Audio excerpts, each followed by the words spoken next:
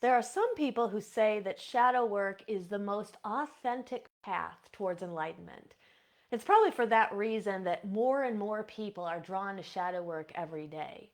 But a question that I get asked a lot by people is, how often do I do shadow work? When should I do shadow work? And what should I do? So if you have any of these questions, you are in luck, because tonight's episode is all about shadow work, in particular, shadow work for the waning moon. So welcome. I'm Aislin. This is Ask Aislin, and I am here tonight, like I said, talking about shadow work and the waning moon. So if you are here with me live, you can leave questions and comments in the chat, and I will answer those at the end of the Q&A. If you like what you're hearing, leave a heart or a thumbs up. That just helps us get this out to the feed of more people.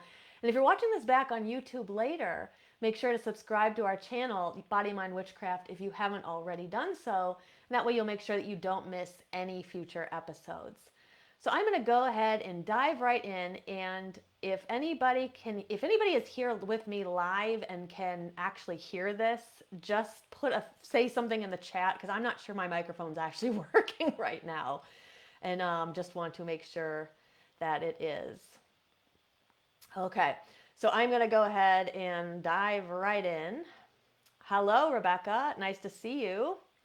Hopefully you guys can hear me. All right, so let's start talking about the lunar cycle, in particular where we are in the lunar cycle right now.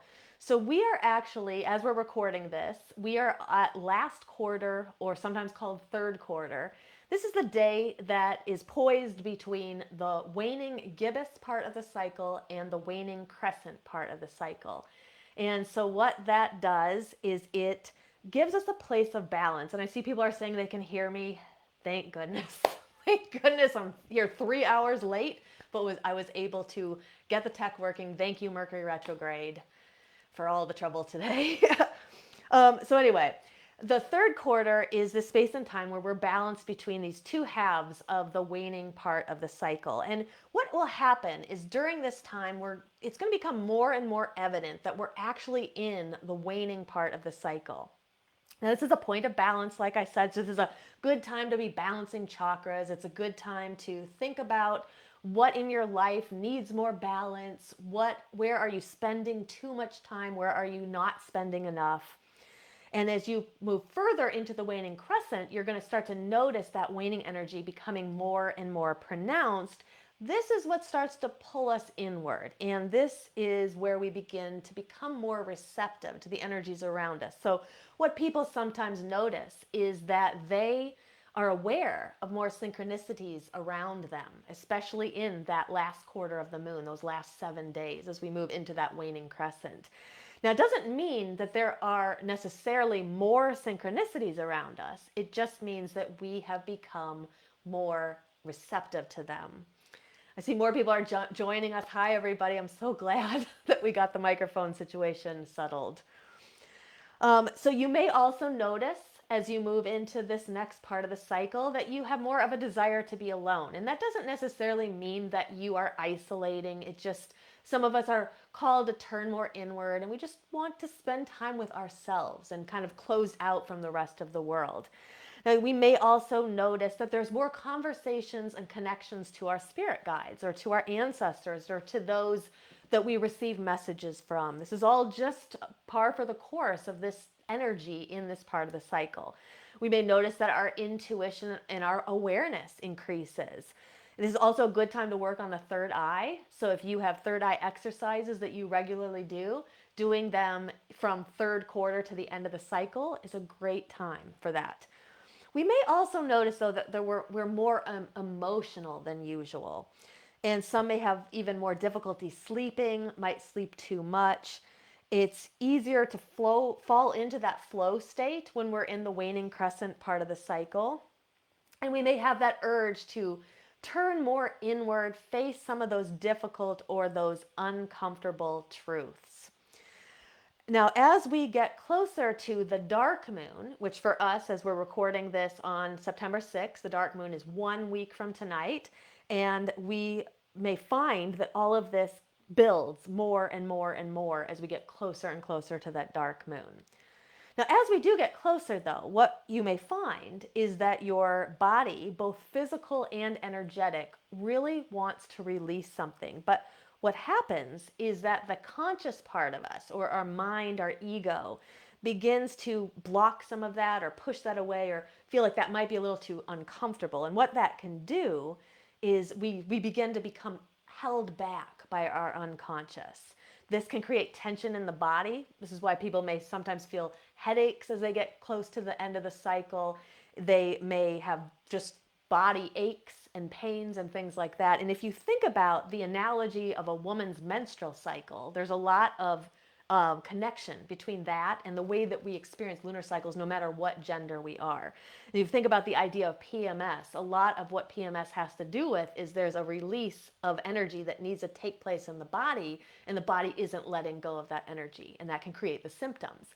So we can experience something similar like that when we're in the lunar cycle. So if you notice yourself being agitated, you notice yourself with headaches, or you notice yourself just feeling not like yourself, just know that it could be that your body is trying to release something. So ask yourself, what could that be? And is there any way that I could facilitate an easier letting go during this time? Now, we're going to talk all about shadow work here and what you can do with your shadow work during this part of the cycle, and that will help ease some of this as well. Okay, so I see it says that someone said it's lagging and freezing a bit. Hopefully it's not too bad, but I'm sure it's better than before because we can actually have the audio now. Okay, so this is why, though, doing our shadow work at this part of the cycle can be so beneficial, because what shadow work allows us to do is release things, for one thing, but also allows us to reclaim those splintered parts of ourselves or those rejected parts that we have pushed off into the shadows. And we really can't experience complete and utter wholeness until we do this.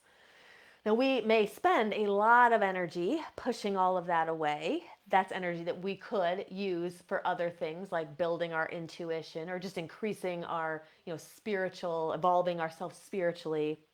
Shadow work gives us a way to explore all of this in more detail and explore areas of our life where there could be things to let go of or face or reintegrate and make ourselves whole again. Now, this work has to be done at some point, and I always bring this up because everybody who's here who's interested in shadow work probably knows this already, that there's this work that we need to do. And if we don't do this work, our life isn't really going to progress. I mean, we'll keep moving on in our life, but we're always going to have these blockages or these things that we get kind of stuck around unless we dive in and we do some of that shadow work. So there are actually people who believe that purgatory, this idea of purgatory after death, is a place where people go when they have these things to work on that they didn't work on during their lives. So if that is true, and there's some evidence to suggest, no one knows for sure what happens when we die, but there's some evidence to suggest that purgatory is a place where people would go to do work to improve themselves in some way. So I feel that if that's true, I'd rather be doing the work now so we can experience a much better afterlife when that time comes. So just a little food for thought there.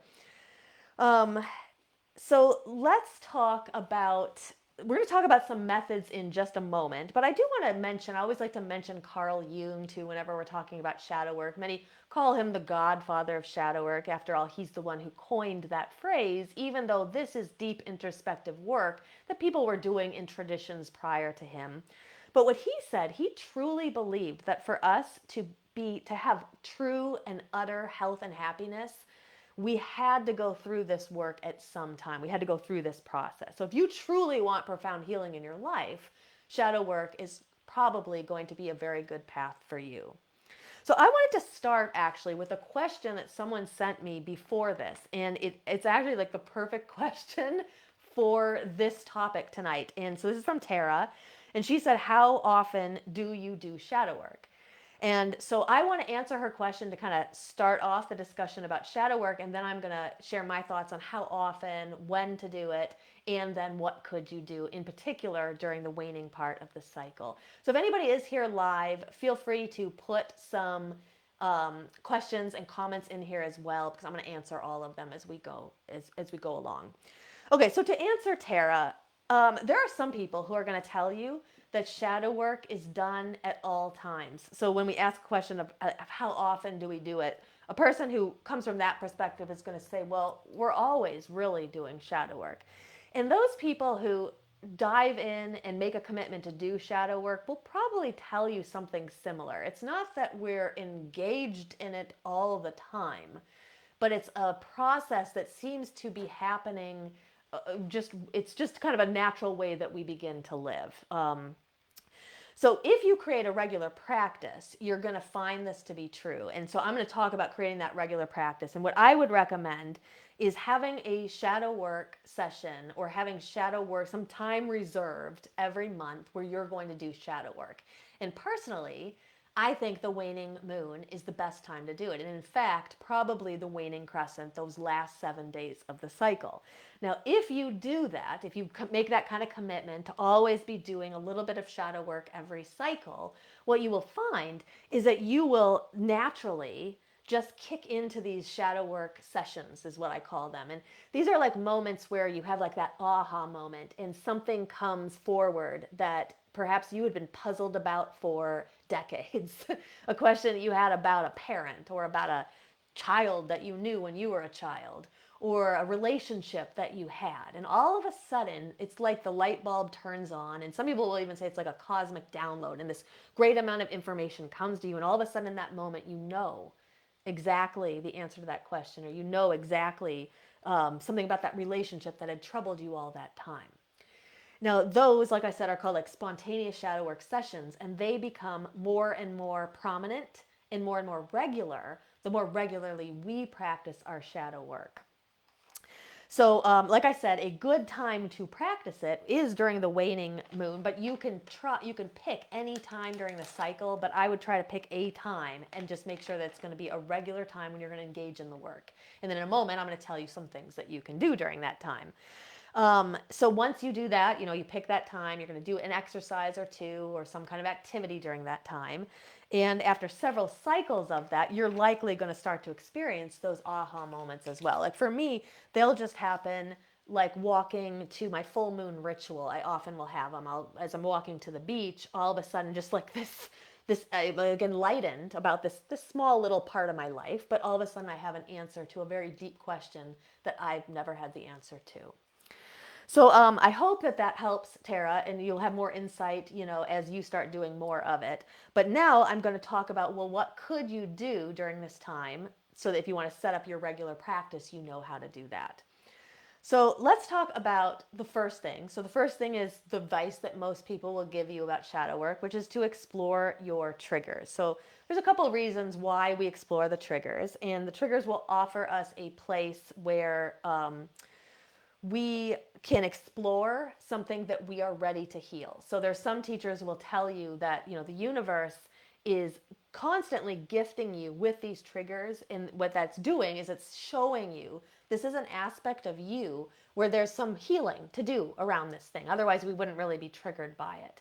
And sometimes those things that are buried so deeply down inside of us, we're not even going to be triggered around that because it's so deep inside of us that we're not even aware it's there.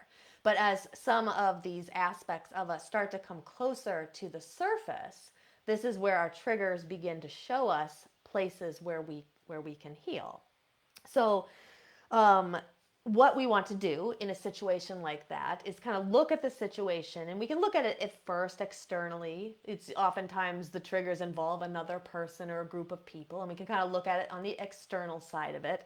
But if we really want to do the work, what we want to do is kind of turn that mirror around on ourselves and ask ourselves internally, why is this triggering me? What is going on under the surface? Are there deeper connections that I can make here?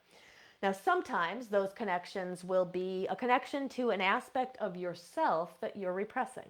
So maybe there is something in that other person that you have that a similar quality inside of you, but you've just kind of pushed that down, kind of deep down in there, and you are responding to that trigger because you're ready to heal that aspect of yourself, bring it up to the surface, examine it, and then hopefully integrate it back into your personality and realize that it's a part of you. Now, sometimes those triggers, though, maybe it's not necessarily about a part of you that you need to deal with. It could be an aspect, a connection to the past. It could be a connection to something else going on in the present. But what you're probably going to find is if you can turn that mirror around and look at it internally rather than just fixating or focusing on the external, you're going to find that there's something to heal there. So let me give an example of this, and I've given this one before, but not in quite some time.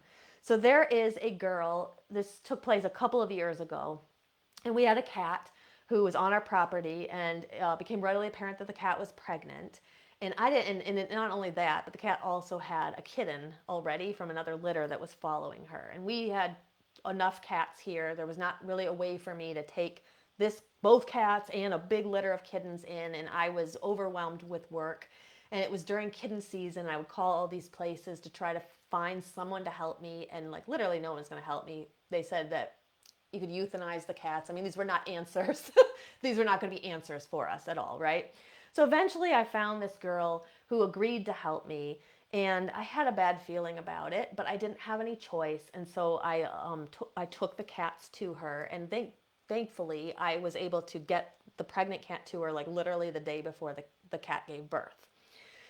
So the agreement had always been that I would take the pregnant cat back at the end, and then she was going to find homes for those kittens, and then also for the other kitten that she had as well, that was from the prior litter.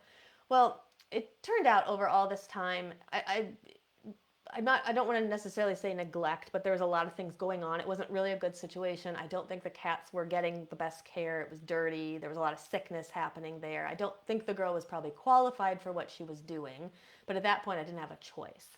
And so, long story short, I ended up getting the pregnant cat back. I ended up actually getting the kitten too. So I have both of those cats now, and they're my indoor cats, Pachamama and baby Corey. But after that, when I would see the girl posting on social media, I would get very, very triggered by her posts, and it would really cause a lot of I don't know if it was anger is the right word, but I would get very triggered. I was very irritated and annoyed and agitated by it, and so when I'm just looking at the surface of it, okay, I'm agitated and angry at her or annoyed at her for maybe the situation and everything. But I decided to kind of turn the mirror back on myself and see, rather than let that be out of my control. Because what happens when I'm not reflecting on it is that I'm not in control at all. So what that means is every time that her post would come up on Nextdoor or Facebook or anywhere, I would have that reaction. I'm not in control at all of that reaction, right? But as I start to reflect on it, I started to dig deeper into it. And what I realized is that I had all this guilt about giving the cats to her in the first place. And while I was able to kind of work through that, it eliminated that connection. And so what happens is now when I see her posts, I can choose whether to be irritated or annoyed or angry about them if I'd like to, but I actually have the power and the choice that I didn't have before because I've reflected on it and I've figured out what was deep down below the surface. So that's just one example of how we can use a trigger outside to kind of examine what's going on inside of ourselves. And then I can create a ritual around maybe letting go of that guilt, or whatever I want to do. But now I have control and I have power, whereas before I didn't. So that is how we can use the triggers. Now, the second way that we can also do shadow work that's very good for the waning moon is kind of an extension of this. So this is what we would call introspection, meditation, or shadow journaling. And here what we do is we look at prompts that are maybe not necessarily just about triggers. And there's a whole variety of shadow work prompts. You can Google these. You'll find some that are connected to the different chakras or to your sign, or they're just all over the place. So what you do in introspection or shadow journaling, or Jung called it active imagination, is where you take one of these prompts and you begin to think about it. So you either think about it or you write about it. And so here's a couple of classic ones. What qualities irk you about others? So that kind of connects to that kind of annoyed or irritated feeling. Another one would be, who are you jealous of? Another one would be feelings that I'm most afraid of are. And so you take a prompt that you feel that resonates with you in some way, or you kind of feel drawn to it, and then you either contemplate it, or you journal about it. And what you'll find is that things will start to come up. And the idea is that maybe in those sessions, it's just you kind of thinking about it and you are journaling. And there may not be that aha moment right in that session, right there. But later on, because you've basically paved the road for this, you've kind of set the setting, you then are more likely to experience those aha moments or those cosmic downloads that are like what I call those spontaneous shadow work sessions, where all of a sudden you have insight into that thing that had puzzled you. Now, another thing that we can do is Yin Yoga, and I love sharing this because I trained in Yin Yoga a few years ago to teach it, and it was like a game changer for me. But what I found is it's a very good way to work with or to stimulate our shadow work. So what you can do is, rather than sit and write out the prompts or just sit and think about them, you can ease yourself into a Yin Yoga pose. Now, Yin Yoga isn't like the fluid moving yoga that we think of in the West. This is like laying down on the mat in a very relaxing pose, or sometimes there'll be seated poses where you're kind of leaning over, and you just get really settled in. And what Yin Yoga does is it allows our body, those long holds allow our physical body to relax more, which means that our energetic body begins to relax more, which means our emotional body begins to relax more. And all of a sudden, those kind of filters that we've got built up to keep all that stuff out that we don't want to acknowledge, right? Or to keep all the shadow parts and shadow aspects and the unconscious, to keep that all tamped down. Well, all of that starts to release and relax. And this is where people can have great insights. Now, the other thing I will mention about Yin Yoga is that because your body is relaxing, right? The energetic body and the emotional body and the physical body are all relaxing. It's not uncommon for people to let go of an energy that they've been holding in their bodies. This oftentimes will happen in the hips. It can happen in the heart. It can happen in any part of the body. And it's not unusual for people to have very intense emotions that come out of nowhere, that they don't even really have they don't even know what it connects to. People may cry. You may like weep during it. But afterwards, it's this cathartic release that lets go of all this stuff. And you may not even know what you let go of. You just know that you let go of a bunch of stuff that was there. So I can't really recommend that enough. And if you're interested in it, you should definitely Google Yin Yoga poses and just kind of pick one that looks like it would be comfortable for you. And then what you can do is just turn that into kind of a shadow work session. Get yourself a prompt that you kind of think you might resonate with and get into that pose, and then just see what comes up for you. And I always recommend put some paper near you. Even if you're not going to journal, you may want to write down a couple of thoughts afterwards. But very good practice to use during the waning moon.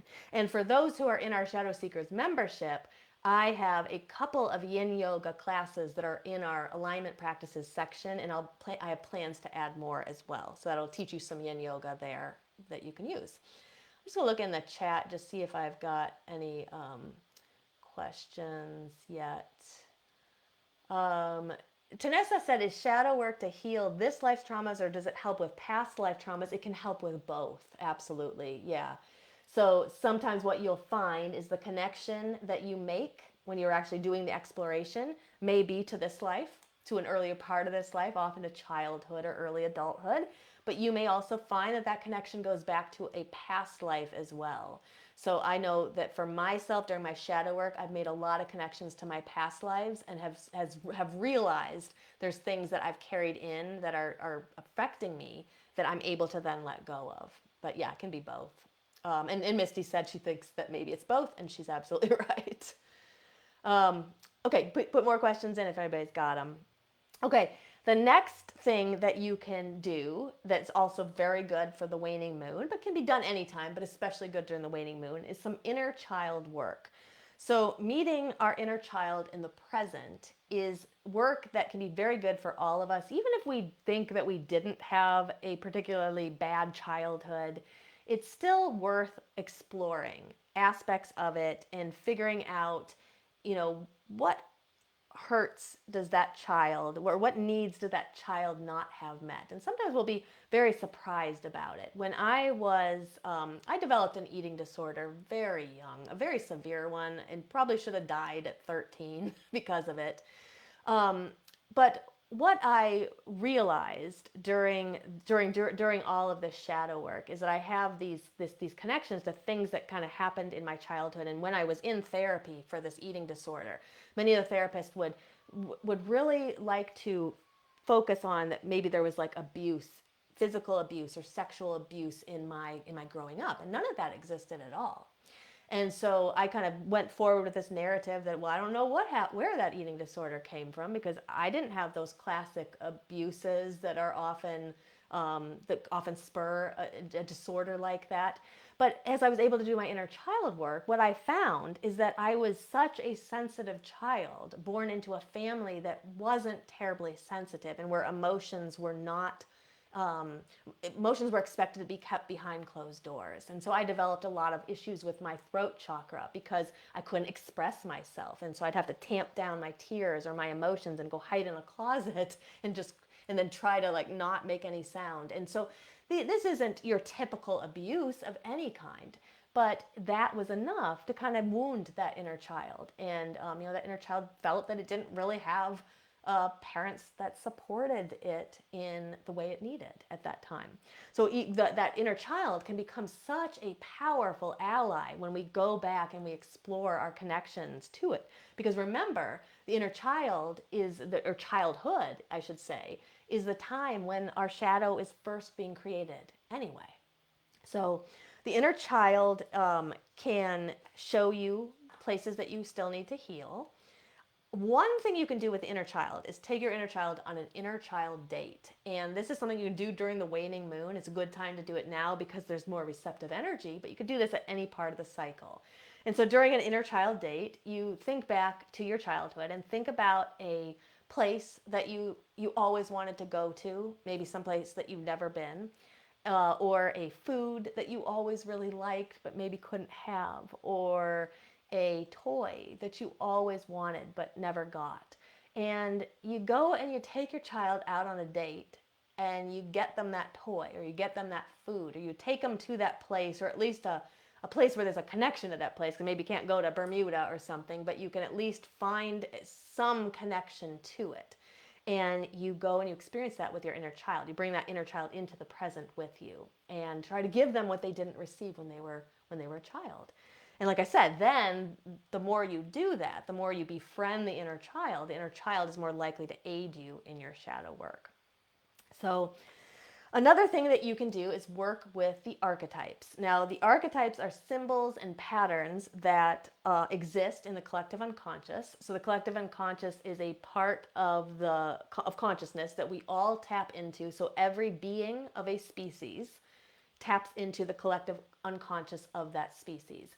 And so there are symbols inside of the collective unconscious that seem to exist across culture. So if we think of the mother archetype is nurturing when it's in its light aspect or its positive aspect. It's nurturing, it's giving, it's sustaining. And this is an archetype that we see across cultures. We don't really have cultures that see it in a different way. If we think about other things like the wise one would be like another archetype. So across cultures, there's this collective symbol of that person who is, that people come to for advice or for healing or for medicine. And so what these archetypes do is they show us aspects in ourselves and that we can work with. And so what you do is you kind of think about and identify archetypes that you actually embody. Now, there are probably over 300 different archetypes that have been identified by psychoanalysts, and frankly, a lot of them are simply aspects of each other. So there's many forms of the mother archetype, and then there can be forms of the mother archetype that are different genders. And so some of these multitude of archetypes are just simply variations of certain ones, like the sage and the wise one are essentially the same thing. The crone archetype could fit into that same category as well. Now, All archetypes have a shadow side, and by exploring the shadow side of archetypes, we then can connect to shadow aspects of ourselves that we can heal. So, for example, there's an archetype that is the ruler, and the ruler can be embodied by many people. You don't have to be a king or a queen to be a ruler. You can be a ruler of your house. You can be, if you're a boss or something, or you're in charge of people at your job, you're a ruler. A teacher is a ruler because they rule over the classroom, right?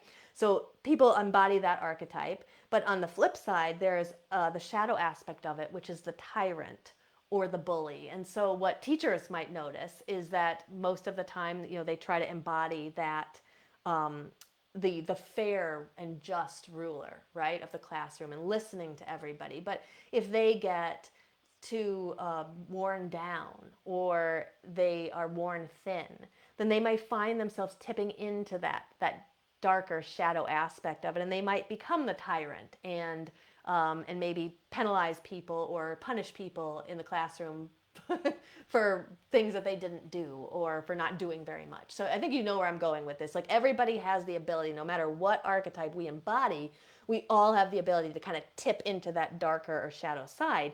And by exploring that, that's where we start to heal some of our shadow aspects. So like I mentioned, the mother or the caregiver. Now, the mother or the caregiver, like we said, is very nurturing and sustaining, but it can also be devouring, right? It can be withholding or abusive. And so anybody who embodies that mother archetype may find themselves tipping into that more shadow side at times. That is the time to get in there and explore what that's about, because that's going to show you places that you can heal. So essentially, you want to identify which archetypes operate within you. You can also kind of identify what archetypes are operating within the people outside of you as well. And then begin to explore those shadow sides. And now we do a lot of this in our Shadow Seekers membership as well. But if you are not in our membership, you can just Google shadow archetypes or archetypes and their shadow side, and you'll find some information and you can start to explore those and just see which ones you resonate with. And then finally, I just wanted to mention ritual, because as witches, I think ritual is can be a huge aspect of our shadow work that you're not going to see this done in groups that are not specifically targeted for witches, empaths, other spiritually minded people like we have in our group, pagans. Now, rituals that have to do with shadow work are typically performed a little bit differently than other rituals. So by this, what I mean is if a person were to cast a circle and they were doing a shadow work ritual, they will often cast that circle backwards or widdershins, as opposed to casting it clockwise. They'll go counterclockwise. Now, if the quarters are going to be called during a dark moon or shadow work ritual, oftentimes the quarters will be called backwards. So starting in the north and then going counterclockwise rather than starting in the east and going clockwise. And what this does is it sets an intention that this ritual is going to be different than most other rituals, that we're going to do some like highly, deeply introspective work during this time. Now, during a shadow work ritual, you can work with some of those darker deities or deities of the underworld. Hecate, Inanna is a great one, because the story of Inanna as she descends through the 7 gates down into hell, into the underworld, the 7 gates are actually places where she's kind of stripping herself. She removes her clothing in the actual story, and her necklace and different things. And it's actually the 7 gates represent the 7 chakras. And when she gets down into the underworld and she faces Ereshkigal, her sister, this is actually a representation of her own shadow self. She's actually facing her own shadow in the underworld. So she's a great one to work with in shadow work rituals. Caradwyn, Persephone, any of the goddesses who go down into the underworld or spend some time there. Odin is one that we've worked with in Shadow Seekers, especially in the story of him hanging from the tree and the insight that he gains. The Morrigan is one that we worked with most recently. But any deity that has kind of that connection to the underworld or to the shadow, the crone aspect, anything like that. Now, during a shadow work ritual, you can ask for guidance with your shadow work. So that can be something, if you're working with a deity, you can kind of ask them, I need some guidance here. Where do you suggest I go with it? And then listen to anything that comes to you. You can do divination. You can reach out to your own guides during that ritual to ask for some insight. You can do releasing spells, which are very good. I'd like to do this every single month, is write on a piece of paper all the things you want to let go of. And some months it's like literally a full piece of paper. And then after that, do something to destroy it. I like to burn it, but you can do other things as well, like burying it, or something we did recently in Shadow Seekers is you write on the piece of paper and then you put it into water and then just let the ink or the pencil kind of fade away over time. Another thing we can do is energy balancing. So these are just some options during a shadow work ritual, but a shadow work ritual can be anything you choose it to be, as long as you're setting that as your intention. I want to connect to an aspect of my shadow self through this. You can even cast the circle and create the ritual, and then in the center of it, you can work on some of those shadow work prompts. And that's another way that you can make a ritual out of it. So, these are a few ideas for how you can do shadow work specifically during the waning moon, but you could use them at any time as well, like I mentioned. The benefits of shadow work are there's so many of them. Some of them are emotional, and some of them are spiritual, and some of them are even physical. Shadow work, I know from my own experience, can help lower anxiety, and it can help alleviate some of our depression. It can make us feel less self-doubt about ourselves. So many people carry self-doubt, or they lack a self-belief in themselves, and shadow work can help foster that idea of belief. It can help us feel more wholeness and peace as we begin to face these rejected parts and reintegrate them in, or release the ones that aren't really ours to carry, that might have been carried in through past lives or come to us through our ancestors or our family lineage. We may find that we have better relationships and better communication when we're engaging in our shadow work, deeper intuition, accelerated magical abilities, better connection to our higher self. And it's really truly an alchemical process. But like I always tell people, it is important to manage your expectations because it's intense work and it's long-term work. So it's not really something that we just do for a month and then we kind of say, okay, I did shadow work, I'm moving on. It's like some people will tell you shadow work will be something that you will likely do for your life, because it's life. It's basically life changing work. It's you getting in there and like alchemizing your soul essentially. Now, I do want to mention that, if you are doing shadow work and you find that there's a lot of really intense emotions that come up and you don't really feel like it's something that you're capable of dealing with, never, ever be ashamed of reaching out to a therapist. I recommend people working with a therapist in conjunction with shadow work at times. I think it can be very, very helpful. It's shadow work can actually accelerate your therapy as well, and when you have them working together.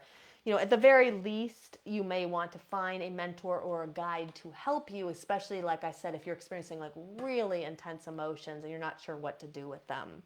You can also, if you are doing that, no matter what, when you're doing shadow work, you should try to have a really nice self-care practice in place. Whatever that means to you, you want to try to be as gentle with yourself as you can when you're doing this very deep and intense work. Okay, so I am going to see if we got any questions here. And these questions do not have to be just about shadow work. They can be about anything. So go ahead and put them in the comments. I'm just going to go ahead and see here if anybody's left anything. Rebecca said she'd been experiencing headaches, and so headaches can be related. Well, they could be related to a lot of things. So the first thing you always want to do with headaches is you want to determine whether there's any physical causes that could be contributing to them, like not drinking enough, overworking, a lot of anxiety, stuff with your eyes and your computer, being on the computer too much. But after that, if none of those things exist, then sometimes headaches can be about releasing energy as well, or can have to do with blockages of the third eye. So headaches, if when you work with your third eye, you might find that you can alleviate your headaches that way as well. But I would always look at the physical first if we can. All right, any other questions, put them in the chat here. While I'm waiting to see if anybody's got any questions, I'm just going to talk just briefly about our membership, because our Shadow Seekers membership is still open for another, let's see, about 15 hours. We're still open. And actually, here we got oh, Christine said the retrograde has made her very emotional and experiencing body aches and crying for no reason. Yeah, that could be so there's a lot of retrogrades going on right now, because we have the Mercury retrograde, which is the one that got me today with all the tech, and then my boyfriend hit a cinder block with the car by accident as well, and now we got to tow the car and get the tire fixed. So Mercury will do all that kind of communication and travel kind of irritations and upsets and upheavals. But we also have a couple of other retrogrades going on right now. We have Saturn in retrograde and we have Chiron. And in particular, I bring those two up in particular. There are some others. Venus is retrograde too. But Saturn and Chiron in particular have to do with our shadow work. And so it could be like the crying for no reason, experiencing body aches. It could be that you have something that is kind of coming to the surface that you are needing to face and become aware of. And you could just be your body's way of kind of getting that out there for you. So what I would recommend is to be as gentle as you can right now. Really lean into your self-care practices, but see if you can hone in on what area these emotions are coming up around. Like, is there anything specific? And that could give you a direction to take as to what to heal with it. But it's not uncommon, especially as we move into these last 7 days of lunar cycle, it's also not uncommon to be more emotional like that. I find the same thing happens to me. And it just usually means that it's time for me to let go or release something, or there's something that I'm maybe not focusing on that I should be focusing on. And let's see here. So Lynn is asking about past life regression on September 13th. Yeah, so anybody who's in Shadow Seekers, which I'm going to talk about in a moment, but anybody who's in Shadow Seekers, we are going to do a past life regression on the 13th. Yeah, absolutely. So and I'll talk about that in a minute here. And then Christine says she has a reason. It's her soulmate who hasn't dealt with his emotions, and you think you're feeling his emotions. Yeah, and that can be very true too. Many of us are empathic, or we are clairsentients, which means that we experience other people's emotions as well. So one of the things that it might be wise for you to do is try to create a boundary between your emotions and his. And that doesn't mean that you're like cutting him off or anything. But one thing I like to do, and I do this too when I send energy to people, is, we want to like send energy to people, but then we don't want to have this like energetic connection to them, because we just can't, especially those of us who are quite sensitive, we just can't have all these connections all the time. And so what you can do is you can kind of imagine at the end of the day, I like to imagine taking a selenite athame or a knife or something, and then just imagine cutting all those cords that are attached to you. And even if you can't see them, in your mind's eye, just imagine doing this anyway, and then just sending that energy kind of back to its source with no harm to anyone, with only positive love for everyone, because we just don't want to walk around always experiencing everybody's emotions. But if you feel like if you're feeling like you're experiencing it to the point that it's making you kind of physically ill or emotionally hurting you, I would consider just kind of sending other people's energy kind of back to them with harm to none, with goodwill to all, and see if that helps a little bit. And hopefully as he begins to deal with his emotions, hopefully that will help too. And the other thing too is, as you start to do your shadow work, you become just better at helping other people. Like you're just better at helping other people with what's going on with them as well. Lynn says she just ran over a Belgian block yesterday and now has to get new tires sooner. Yeah, exactly. What is going on? It's that Mercury retrograde.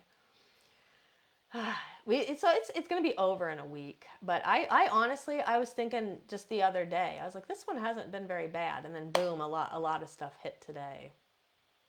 Okay, so any more questions people have or comments? I'm just going to talk a bit about the membership. So we are open right now from now until tomorrow night at midnight Pacific time. So like about 15 more hours left. And so we have a lot of features in our membership. We have live monthly Zoom calls that take place 3 times a month. And 2 of the Zoom calls are a little bit longer. One of them is a workshop. We have a special workshop every single month on a different topic related to shadow work or energy work. And we also have a ritual once a month as well. And that is usually kind of paired with the workshop. So this month in September, we're very excited. We're doing a whole month of past life regression. So at the ritual, we're going to work with the goddess Namasini. She's a goddess of a memory. And people would pray to her for help with remembering their past life. So we're going to call her into the ritual, and then I'm going to take everyone through kind of into a light meditative state, and we're going to see what comes up for people during that past life regression. And then after that, not quite 2 weeks later, but usually kind of 10 to 14 days later, we pair that with a workshop. And this workshop this month is on past life astrology. So we're going to jump in and we're going to look at a couple of different aspects of the chart that will give you clues to your past life. So that's what we're doing this month. But every single month, we have different topics. And sometimes those topics are about the chakras.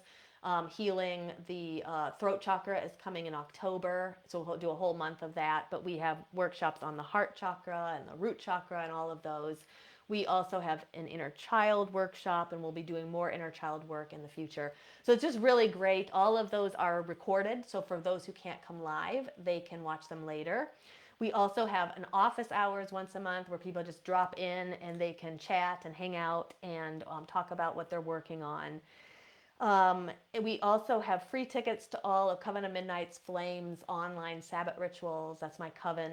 So when you join, you get free tickets to all of those. We have a private Facebook group for our members only. We have monthly challenges with prizes where we have little shadow work exercises people can do and then get entered to win prizes. So it's a really great membership for people. Now we are offering it. The membership is $37 a month, but it's our anniversary right now, 1 year anniversary, like literally like in 2 days, I think. And so we are offering $5 off if you use the coupon code anniversary at checkout. You'll get it for $32 a month. And if we raise the price in the future, your price is locked in. So yours will never change, even when we add more benefits in the future. So it's also a great time to join right now because, like I mentioned, both Saturn and Chiron are in retrograde right now. And those 2 planets are particularly good at forcing us to turn inward and explore things inside of us. And so if there was ever a good time to do shadow work, now is an especially good time because that energy is very facilitative for that deep internal kind of reflective kind of work. Samhain is also approaching, which makes people turn inward as well. So just a really good overall time to do it. So if you are interested in joining us and you haven't signed up yet, I'm going to put a link right below this as soon as I turn off the camera. And you can go to that website. You can read more about the membership, all the features. There's an FAQ there where you can read some, it may answer some of the questions that you have. And if you have questions, you can always reach out to me and ask me. I'm also offering 15-minute connection calls if anybody wants to, talk to me on Zoom for a few minutes before deciding if they want to join. So that is the membership, and that is closing tomorrow night at midnight. And then Lynn, you had asked, is it okay to join around 9 p.m. September the 13th? Yes, you can always join late to those Shadow Seekers meetings. Yes, absolutely. When you come in, if you just make sure your microphone is muted, but usually they're all muted. I have the whole thing muted. But yeah, you come in, people come in and out of those, so don't worry at all. And usually the first 15 minutes or so, we just chat anyway, so we won't really have gotten too started yet. Let's see. Christine said that she isn't. You aren't speaking right now with your soulmate, and had to do a cord cutting session. Oh yeah, so that can be tough. So what you may want to do again is like you may want to follow that up with like a nightly practice of just kind of cutting those emotional cords. And especially if he's got a lot of healing he's got to do on his own, it's not really something that you can probably, help him with or do for him. But that's tough. And it's probably what's contributing to your body aches and your headaches and everything. Rebecca said happy anniversary. Thank you. Yep, it's been 1 year. It's amazing to imagine that. All right, well, if there are no other questions here, if you've got any last minute questions, throw them in the chat here before we end. Otherwise, if I missed any, I will go back afterwards and I'll answer anything I've missed. And if you're watching this back in replay, you can also put questions and comments here too. I go back in later and I respond to everything. Okay, so next week I'm going to be going live a little bit earlier. I'm just going to say it here at the end of this video, and then there'll be an announcement in the group next week. But I'm going to go live at 4 p.m. Pacific next Wednesday because our Shadow Seekers ritual is at 5:30, the same time that Ask Aislin usually takes place. So we're going to be in our ritual, but I'd like to Ask Aislin prior to that, and we're going to be talking all about the third eye and intuition. So hope to see some of you guys there. And if you guys got any more questions, throw them in the chat and I'll get them later. But until next time, have a great night, guys, and blessed be.